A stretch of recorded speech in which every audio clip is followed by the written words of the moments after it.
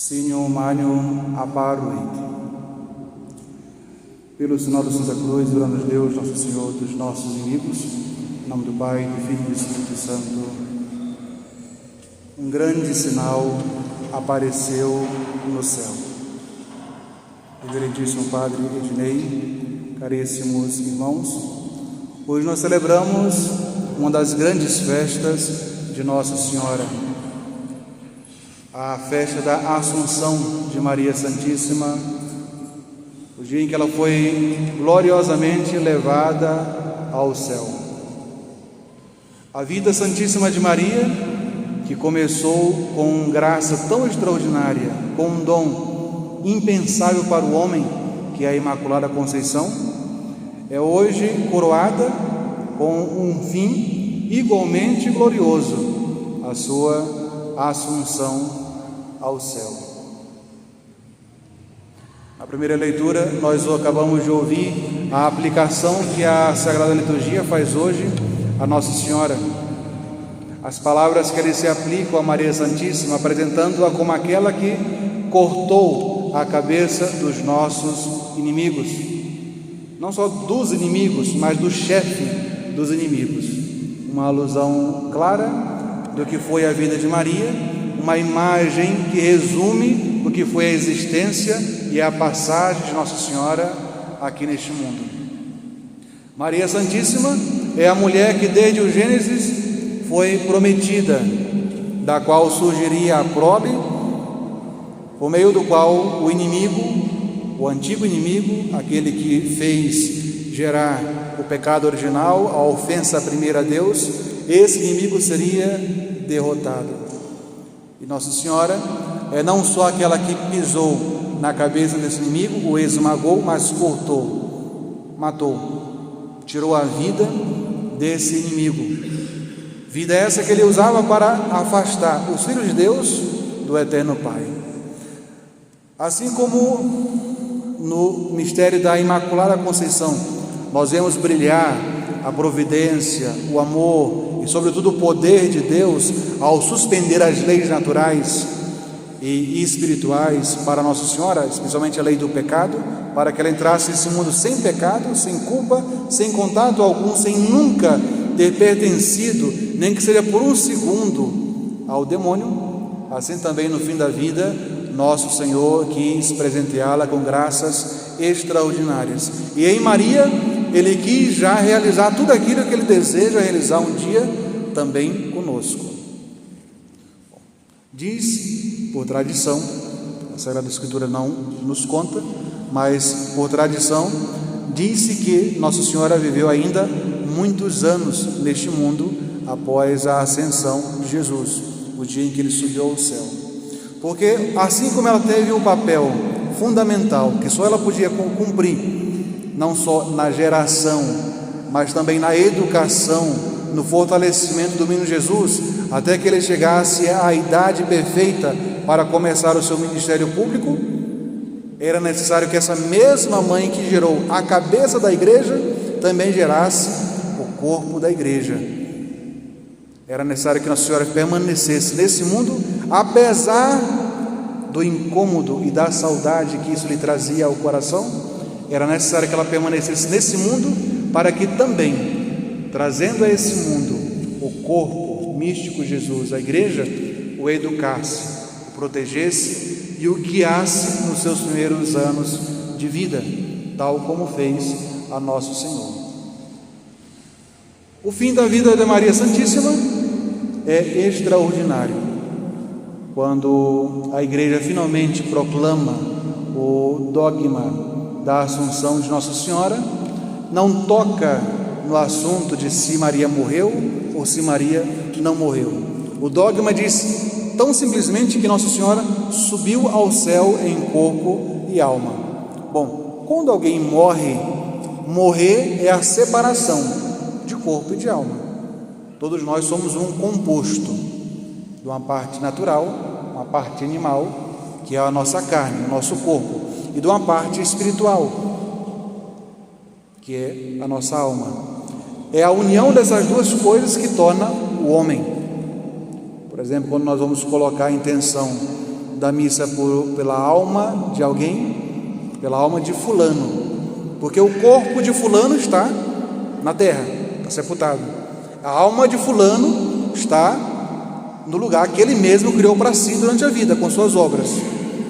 E só o fulano só vai existir de novo quando no fim se unirem novamente, corpo e alma.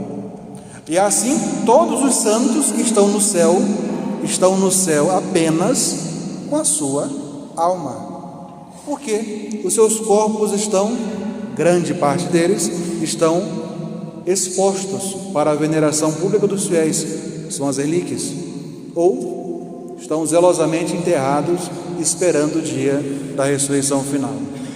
Com Nossa Senhora não foi assim. O corpo de Maria Santíssima, não tendo obrado nada guiada pelo demônio, ou seja, não tendo cometido nenhum pecado, não merecia a corrupção natural da carne. Mas afinal de contas, ela morreu ou não morreu? Bom, a igreja não definiu nada sobre isso, por isso é livre. Qualquer pessoa, aliás, cada um dos senhores pode acreditar no que achar mais piedoso ou mais racional, que ela não tenha morrido e tenha subido ao céu, ou que ela tenha de fato morrido e logo em seguida subido ao céu. Parece-me, no entanto, que é mais conveniente pensar que ela morreu. Ah, padre, mas ela não tinha pecado, ela era imaculada. E Jesus tinha algum pecado? O mais inocente dos homens, o mais formoso dos homens, o mais belo dos homens, morreu, Jesus. É muito difícil imaginar Nossa Senhora saindo desse mundo, querer percorrer um outro caminho que Jesus não tenha percorrido.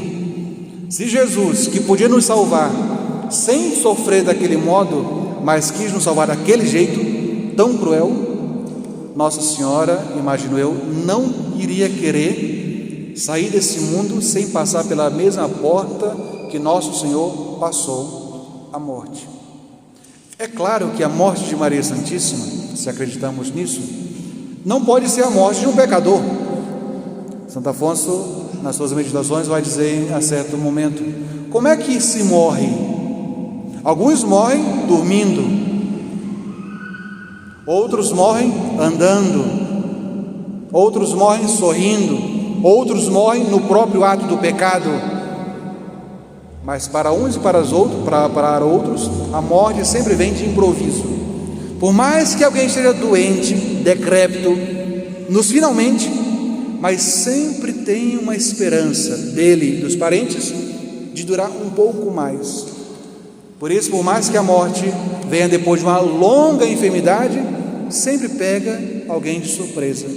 É sempre uma novidade na nossa vida, embora seja a única verdade, a única realidade que nós temos certeza que irá acontecer um dia. E depois na hora da morte, há muitos que não se prepararam do modo correto. Esse momento da morte é acompanhado de agonia, de desespero, alguns quase que na podridão da carne.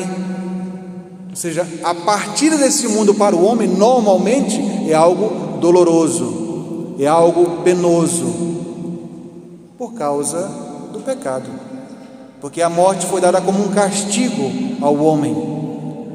Assim como o nosso Senhor assumiu o nosso pecado sem que Ele mesmo não tenha cometido nenhum pecado, Nossa Senhora assume a nossa morte sem que ela tenha cometido também nenhum pecado. Só que a sua morte foi pacífica, em paz.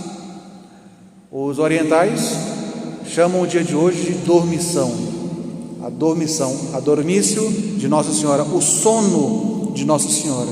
A morte de Nossa Senhora foi a morte em paz, e para não dizer, em outras palavras mais simples, em amor. Imagine uma mãe que tem um filho distante e que sabe que um dia o filho virá buscá-la. O que ela mais deseja é que o filho venha logo buscá-la, para que ela fique unida ao seu filho amado. Nosso Senhor é o melhor dos filhos que uma mãe poderia desejar. Nossa Senhora é a melhor de todas as mães, foi criada exatamente para isso, para ser mãe, mãe de Deus. Então imagine o desejo desses dois corações, de Jesus e de Maria, de se unirem para sempre na eternidade. Então, esse suspiro de Nossa Senhora, essa ansiedade, esse desejo de se encontrar eternamente com Jesus, é o que, de algum modo, fez com que ela, um dia, finalmente, conseguisse que a sua alma saísse do seu corpo, mais do que num trânsito de morte, numa verdadeira passagem da alma passando desse mundo para o outro, pacificamente transportada pelos santos anjos. São João Damasceno, ele recolhe as tradições que chegaram até a época dele, que, repito, não está na Sagrada Escritura, mas é apoiada em alguns livros antigos e, sobretudo, na tradição oral. E essas tradições, em resumo, dizem que Nossa Senhora, São João Damasceno nos diz, Nossa Senhora, depois de longos anos, quando chegou o seu dia de partir, todos os apóstolos estavam espalhados pelo mundo, pregando o Evangelho como Nosso Senhor havia mandado. Mas na ocasião da morte de Maria Santíssima, os apóstolos, alguns por pressentimento ou por uma revelação divina, foram visitar Nossa Senhora como que com aquele desejo de estar junto dela, às vezes sem saber que iria ser a sua despedida. Outros estavam tão distantes que foram transportados por anjos, mas por providência divina, tal como na ressurreição de Jesus, em que Nosso Senhor aparece para os apóstolos e falta um, São Tomé, também faltou a morte de Nossa Senhora, São Tomé. E Nossa Senhora entrega a sua alma calmamente a Deus. Ela, segundo a tradição, foi gloriosamente, triunfantemente levada até a sepultura, de tal modo que os próprios judeus sentiram os efeitos desse trânsito. Numa verdadeira procissão de luzes, Nossa Senhora foi levada até o seu túmulo e lá foi enterrada. E depois de fechado o túmulo, conta-se que ouvia-se vozes de anjos cantando no seu túmulo durante 3 dias, e cheiro de rosas. São Tomé, 3 dias depois, acabado esse canto, acabado esse cheiro, chegou atrasado, e tão penoso ele se mostrou por não ter podido se despedir de Nossa Senhora, que ele foi contra um dos costumes mais ferrenhos dos judeus, que é de não se contaminar com o cadáver, mas ele pediu para que abrissem a sepultura de Nossa Senhora, porque ele queria se despedir de Maria Santíssima. E quando abriram, não encontraram mais Nossa Senhora. Estava lacrado, mas quando abriram, encontraram somente as suas vestes, mas ela mesma não estava mais ali. Compreenderam os apóstolos que Nossa Senhora havia ressuscitado. E é por isso, seja ao pé da letra, seja por um pensamento piedoso, essas tradições querem transmitir exatamente o que a Igreja decretou como dogma de fé, e que ninguém pode duvidar. Maria subiu ao céu em corpo e alma. O seu corpo não sofreu a corrupção natural do nosso corpo quando da ocasião da morte e da sepultura. Com isso, caríssimos irmãos, Deus quer nos dar em Maria Santíssima uma última lição, uma última prova de amor. Se todos os santos no céu estão lá incompletos, por assim dizer, estão apenas numa parte que é a sua alma imortal, Maria Santíssima está lá completa. No céu, a nossa carne, a nossa humanidade já reina. É em Jesus que está sentado no trono divino, e é em Maria que está sentada ao lado do seu divino Filho. É esse reino que Nosso Senhor promete para o homem que até o fim persevera no bem, na prática da religião, na virtude da castidade, nas boas obras, na vida de oração, servindo ao Senhor. Em resumo, que persevera até o fim na santa religião católica crendo piamente em nosso Senhor e no seu Evangelho. É esse fim glorioso de reinar com Jesus em corpo e alma que espera a todos aqueles que nesse mundo de fato amam a Deus. Lembrando, Jesus já havia dito: quem é que ama a Deus? É aquele que obedece aos seus mandamentos. Como poderíamos compreender um filho que diz que ama sua mãe, ama seu pai, mas não os obedece? É um mentiroso, ou ao menos é um fraco, um covarde, incapaz de seguir ordens simples do pai e da mãe. Se nós amamos ao nosso Senhor, o mínimo, o básico do amor é obedecer a nosso Senhor. Obedecer ao quê?